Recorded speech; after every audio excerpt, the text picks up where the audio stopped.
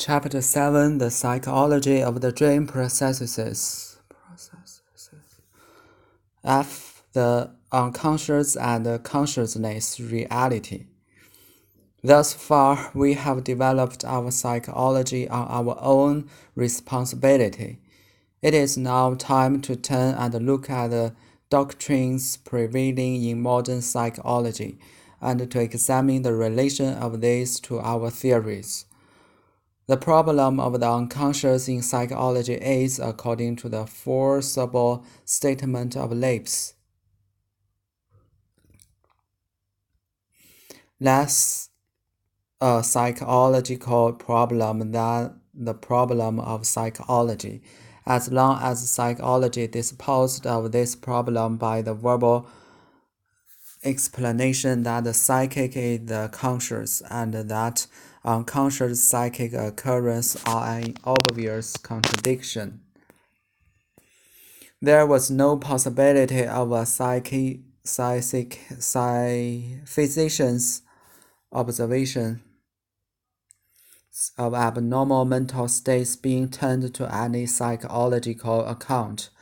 The physician and the philosopher can meet only when both acknowledge that unconscious psychic processes is the appropriate and justified expression for all established fact.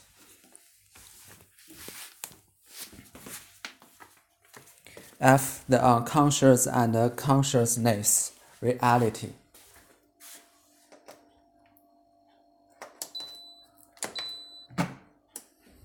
Thus far, we have developed our psychology on our own responsibility. It is now time to turn and look at the doctrines prevailing in modern psychology and to examine the relation of these to our theories.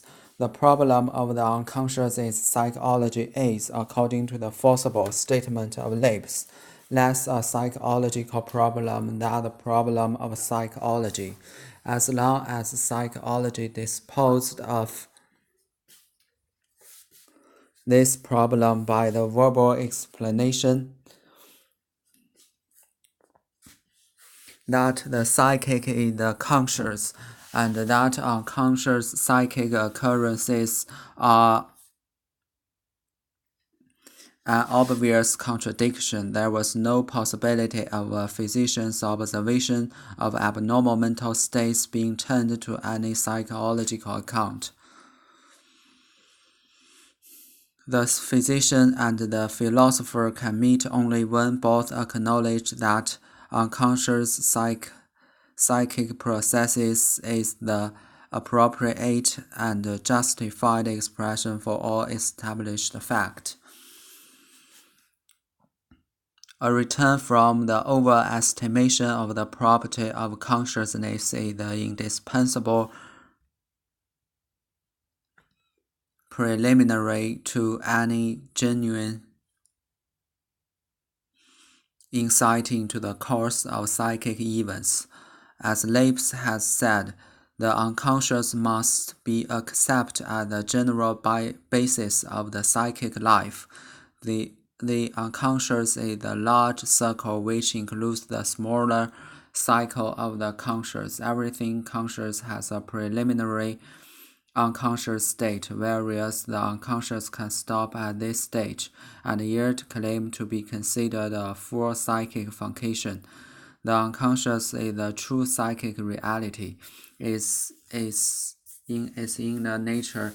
It is just as much unknown to us as the reality of the external world, and it is just as imperfectly communicated to us by the data of consciousness as in the external world by the reports of our sense organ. A return from the overestimation of the property of consciousness is the indispensable preliminary to any genuine insight to the course of psychic events.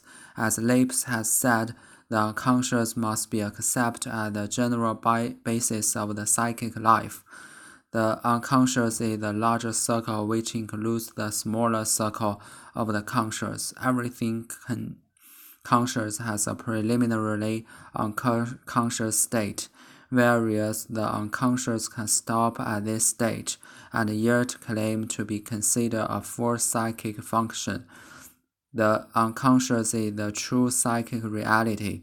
In its inner nature, it is just as much unknown to us as the reality of the external world, and it is just as imperfectly communicated to us by the data of consciousness as its external world by the report of our sense organs. We get rid of a series of dream problems which have claimed much attention from earlier writers on the subject. When the old antithesis between conscious life and dream life is discarded and the unconscious psychic assigned to its proper place, thus many of the achievements which are a matter for wonder in the dream are now no longer to be attributed to dreaming, but to unconscious thinking, which is active also during the day. If the dream seems to make play with the symbolic representation of the body, as Sterner has said, we know that this is the work of certain unconscious fantasies, which are probably under the sway of sexual impulses and found impressions not only in dreams, but also in hysterical phobias and other symptoms. If the dream continues and completes mental work begun during the day and even brings value new ideas to light, we have only to strip off the dream disguise from this, as the contribution of the dream work and a mark of the assistance of dark powers in the depths of the psyche. The intellectual achievement as much belonging to the same psychic force as are responsible for all such achievements during the day.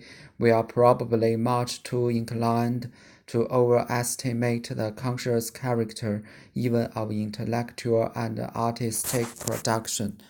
From the reports of the certain writers who have been highly productive, such as Goethe and Hemmerlos, we learn rather that the most essential and original part of their creations came to them in the form of inspiration and offered itself to their awareness in an almost complete state. In other cases where there is a concerted effort of all the psychic forces, there is nothing strange in the fact that conscious activity too lends its aid, but it is the much abused privilege of conscious activity to hide from us all other activities wherever it participates.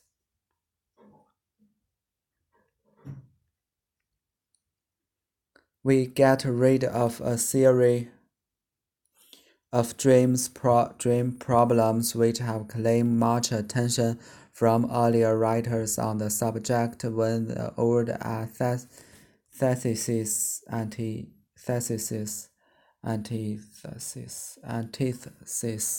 between conscious life and dream life is discarded, and the unconscious psychic assigned to its proper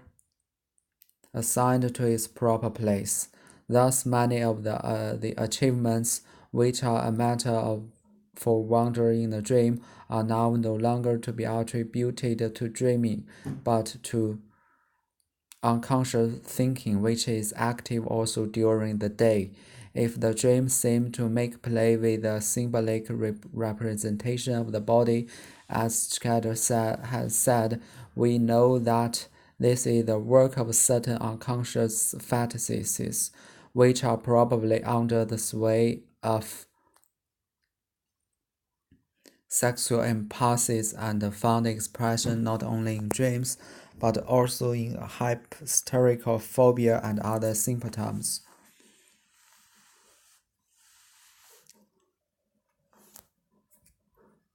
If the dream continues and completes mental work begun during the day and even brings valuable new ideas to light, we have only to strip off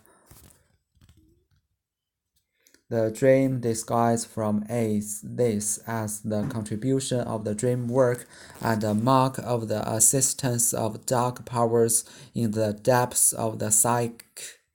The intellectual achievement as much belongs to the same psychic forces as are responsible for all such achievement during the day. We are probably much too inclined to overestimate the conscious character even of intellectual and artistic production. From the reports of certain writers who have been highly productive, such as Goethe and Helmuth, we learn rather that the most essential and original part of their creations came to them in the form of inspirations, and offered itself to their awareness in an almost completed state. In other cases, where there is a concerted effort of all the psychic forces, there is nothing strange in the fact that conscious activity, too, lends its aid, but it is the much abused privilege of conscious activities to hide from us all other activities where it participates. It hardly seems worthwhile to take up the historical significance of dreams as a separate theme, where, for instance, a leader has been impelled by a dream to engage in a whole board undertaking, the success of which has had the effect of changing history. A new problem arises only so long as the dream is regarded as a mysterious power and contrasted with other more family psychic forces. The problem disappears as soon as we regarded the dream as a form of expression for impulses to which a resistance was attached during the day, whilst at night they were able to draw reinforcement from deep-lying sources of excitation. But the great respect with which the ancient peoples regarded dreams is based on a just piece of psychological divination. It is a homage paid to the unsubdued and indestructible element in the human soul, to the dominant demonic power which furnishes the dream wish and which we have found again in our unconscious. It is not without purpose that I use the expression in our unconscious, for what we so called does not coincide with the unconscious of the philosophers, nor with the unconscious of Leibs. As they use the term, it merely means the opposite of the conscious, that there exists not only conscious but also unconscious psychic processes in the option at issue, which is so hotly contested and so energetically defended. Leibs in Unicates in Anisates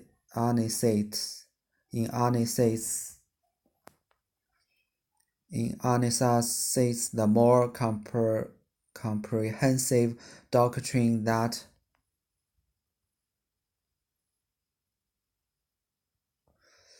everything psychic exists as unconscious, but at that some of it may exist also as conscious. But it is not to prove this doctrine that we have adduced the phenomena of dreams and historical symptom formation. The observation of normal life alone suffices to establish its correctness beyond a doubt. the novel fact that we have learned from the analysis of psychopathological formation, and indeed from the first member of group from dreams, is that the unconscious and hence all that is psychic occurs as a function of two separate systems, and that as such it occurs even in normal psych life. There are consequently two kinds of unconscious which have not as yet been distinguished by the psychologist.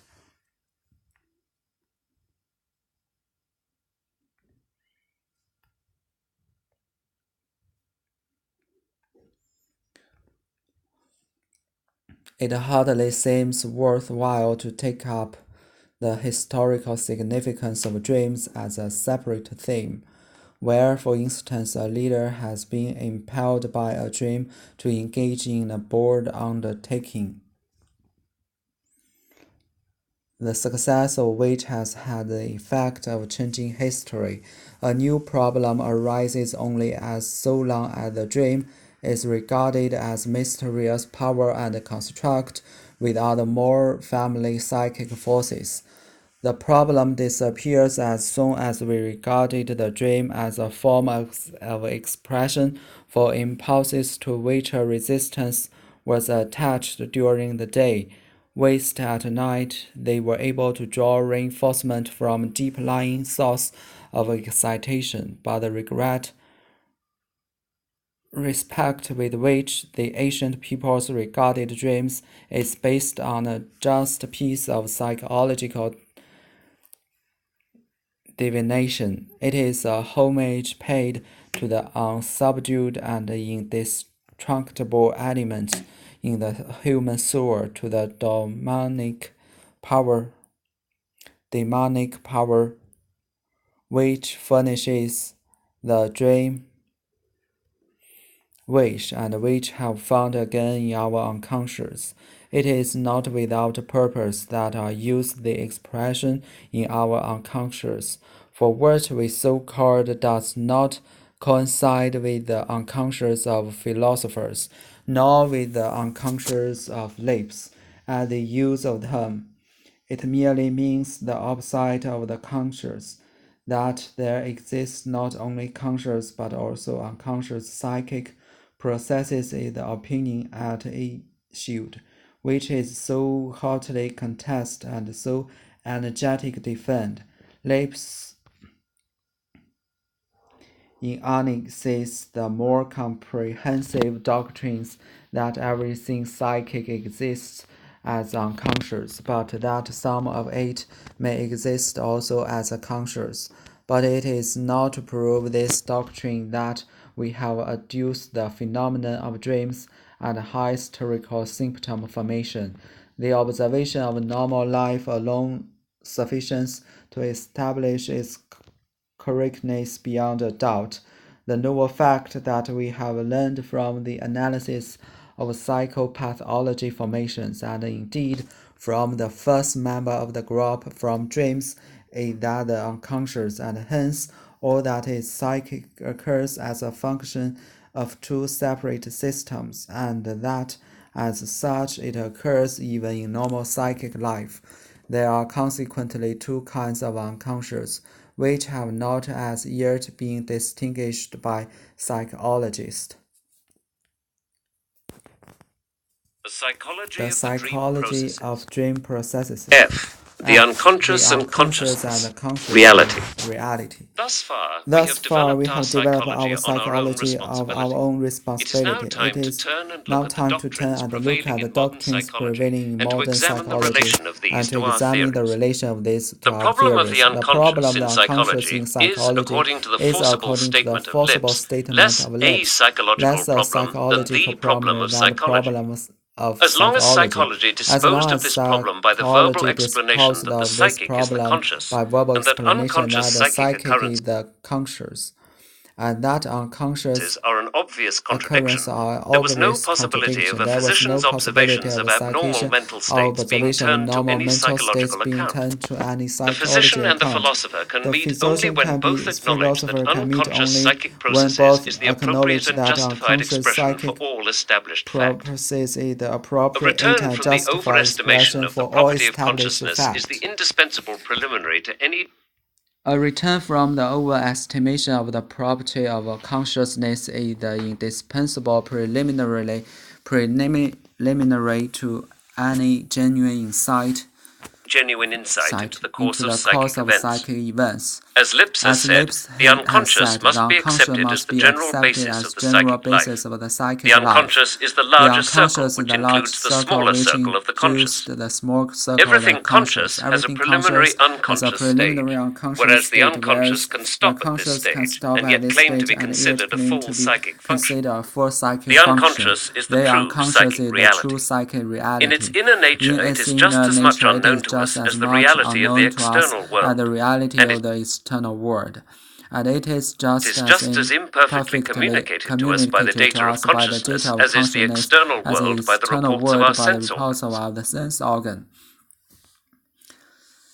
We get rid of a series of dream problems which have claimed much attention from earlier writers on the subject when the old antithesis between conscious life and dream life is discarded, and the unconscious and the unconscious psychic assigned to its proper place. Thus, many of the achievements which are a matter of wonder in a dream are now no longer to be attributed to dreaming, but to unconscious thinking, which is active also during the day.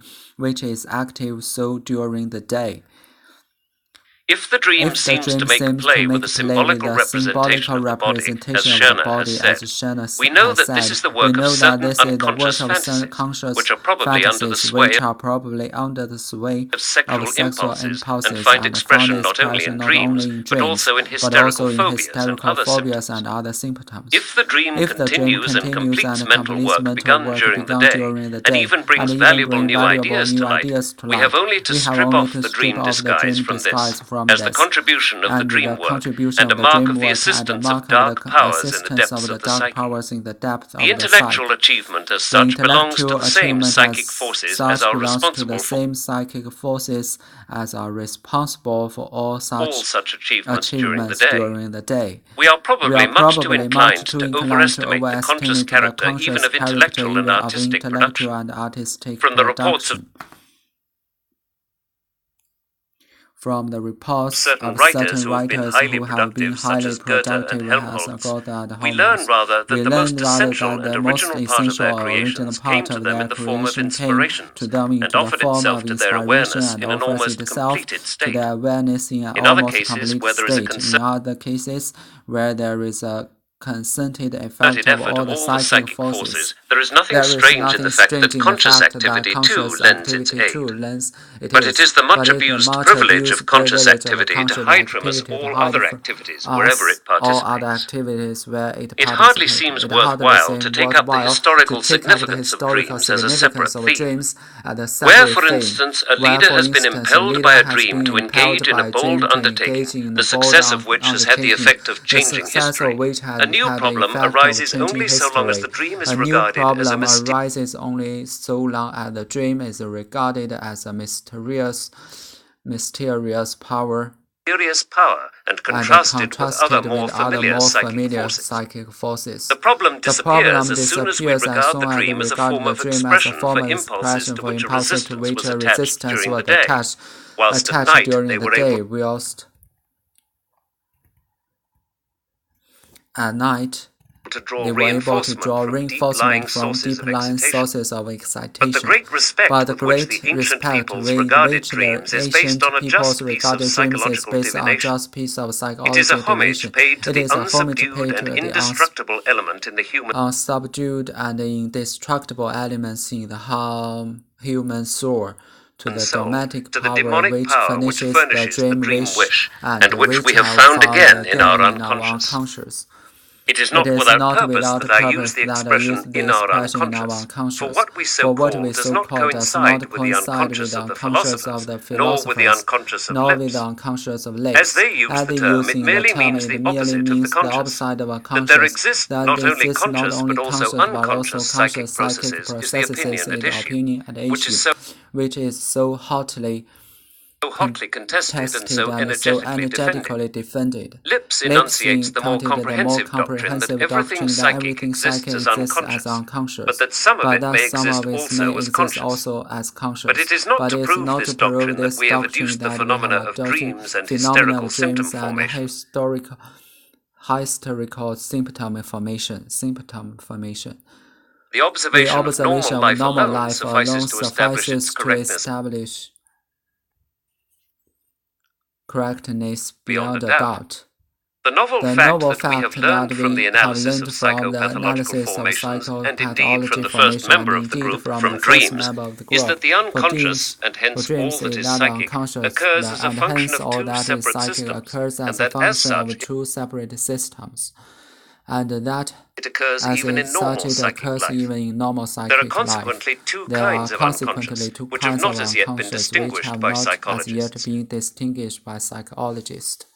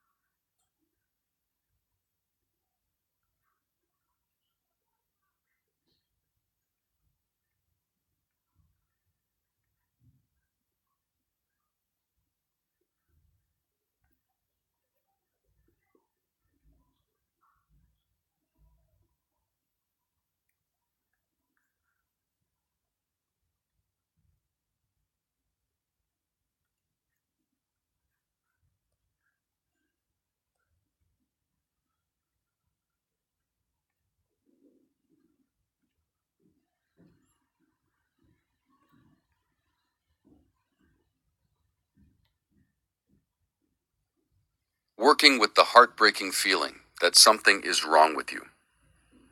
I found the divine within my heart. Rumi. By Leo Babauta.